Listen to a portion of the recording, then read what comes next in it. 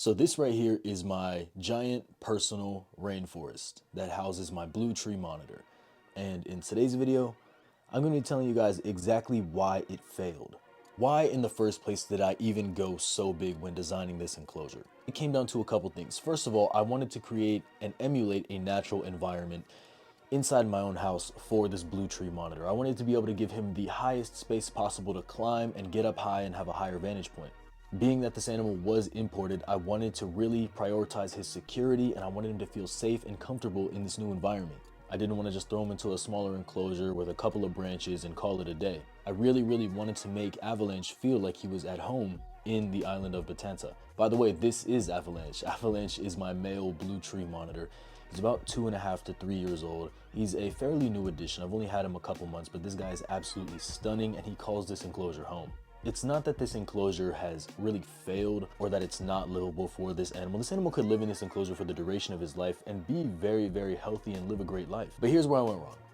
It almost went perfect. It almost went super smooth. But there were a couple places I dropped the ball early on that kind of screwed me up in the future. Now, the first part is that I much overestimated the amount of water I would need to get these plants nice and full.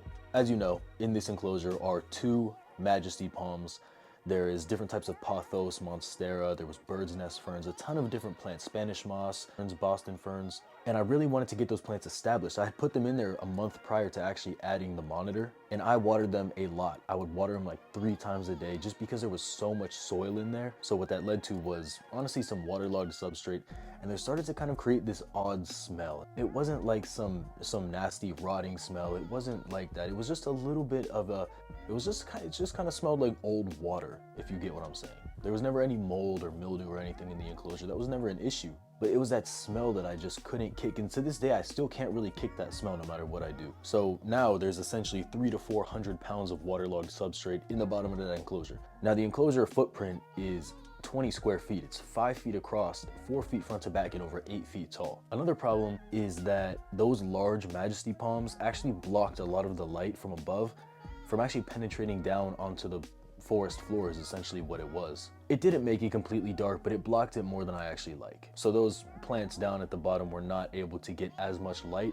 so they weren't able to really grow up and get into the canopy to take off. Because my original plan was all the plants from the bottom would kind of climb up the branches, climb up the walls, and there would be this big wall of plants and pothos and everything, and they never really took off. I mean, some of the Swiss cheese monstera started shooting off vines, but that's about it. The second problem is that it is so deep from where I am to the back, it's very hard to clean. It's way harder than it should be to keep a sanitary enclosure.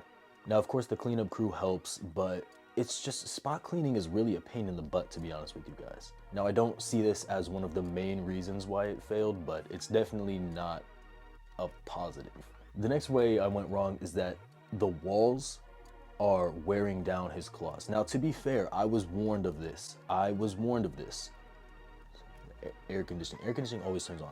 My guy Cody Kopp had said the same thing. He did all of his walls with a foam and a heat gun and dry lock, which is how I did my walls. There's a video, I'll put it right up here, that shows the entire process of building that enclosure. He said that that dry lock would wear down his tree monitor claws to nubs, and so it'd be much harder for them to climb. I don't see that his nails are wear down to any dangerous point whatsoever, because it's not like he's always on the walls. There's branches everywhere. It is filing them down a little bit more than I would probably like. Again, it's not hurting him in any way, but it's just not optimal, if that makes sense. And I should probably heed the experience and the words of those who have done this before me. That's another point. I didn't listen on some things. Another thing is that every branch in there is screwed together, and it's screwed to the walls. It's not like I can just take everything out and replace the walls. The plants are kind of attached to the bark and the wood. The wood is all screwed together like a big tree, like a big jungle gym. That's screwed into the walls, so I would literally have to tear apart the enclosure to change anything. I also can't see him up close and personal enough for health checks, just to make sure that he's doing healthy. Now, he did escape today. Literally, as I was sitting down to film this video, this man escaped. I was putting in a new plant and he just jumped out, so I had to chase him around the garage.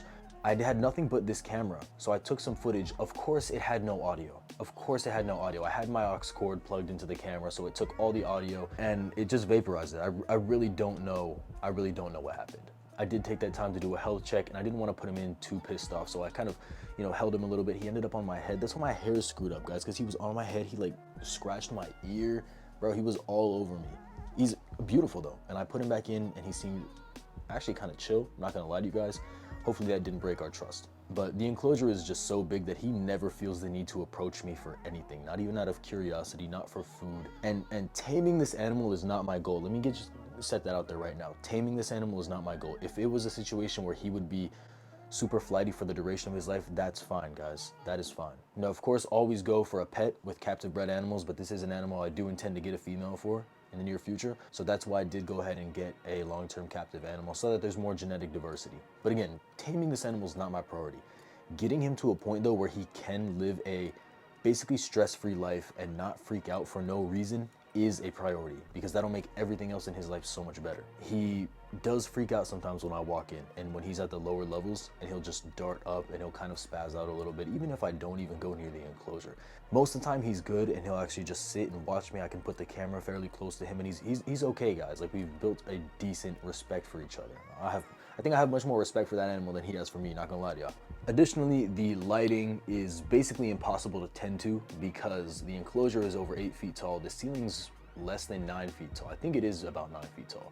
It's impossible for me to actually get up there and change the lighting. It takes like probably 15 minutes to change one single halogen if it burns out. And it's not fun. I actually have to squeeze myself in between some small crevice. It's stressful for the animal too. Everything's just so high up and so tucked away. And it's just harder to control parameters and allow for cooling, for a cooling season. It's harder to control humidity. It's just harder to control the environment, which again, it being hard to control the environment is not an excuse not to have a bigger enclosure, okay? But that's just kind of a cherry on top of everything else that's already happening. Now, how on God's green earth am I gonna fix all of these problems that I have basically done to myself? Let me tell you guys right now. I'm gonna tell you guys how I'm gonna fix these problems. The first fix is I'm basically just gonna be starting from scratch. That's what's gonna happen. Now, like I said, this enclosure is by no means unlivable, and he can live in this for the rest of his life and be extremely happy and healthy, but it's just not optimal, and I want my keeping to be optimal for my animals. So I'm gonna build a new enclosure, something with slightly smaller dimensions to allow for essentially ease of maintenance, especially because he's still pretty much kind of settling in, and better control of parameters and variables. Now, it'll still be fully decked out with cork and branches and live plants and leaf litter, all of these same things, guys. It's not gonna be a bare enclosure. I do not like doing that. But two main things is that one, the plants are gonna be in pots. The plants are gonna be in pots, guys. And second, it's gonna have a smaller substrate layer in case something like this happens again. And I mean, the soil is pretty much dried out to a good point now, but in case this thing happens again and it gets overwatered, I don't wanna have to deal with 400 pounds of substrate. I'm not gonna lie. With these new changes, he will hopefully come around in time, and he'll learn that I'm really only here to feed him and to admire him and to flick him up. I mean, that's really it. That's my purpose in his life, and just to watch him and be amazed at how beautiful he is. Because you guys are seeing this on the screen. He is gorgeous. He is nothing short of gorgeous. So again, I'm usually much against downgrading reptiles, and I don't really even see this as a downgrade. Including all those reasons I listed above, I do think this is going to be in his best interest and in my best interest. As well, this enclosure that he's in was eventually going to go to the female anyway, so it's not like he wasn't going to be moved out of it anyway. You guys get what I mean? Like, he was going to get a separate built enclosure at some point anyway. It just seems like it's going to be happening faster than I thought. And so once he's moved and he's in his new enclosure, the jungle will be dismantled and it'll be optimized and changed for a female blue tree monitor. So the big question is, will I try this again?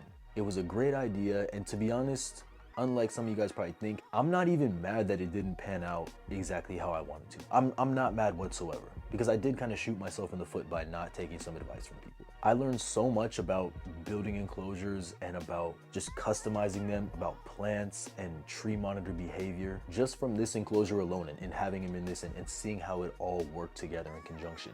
And I can guarantee you I will 100% be trying this again someday with Avalanche.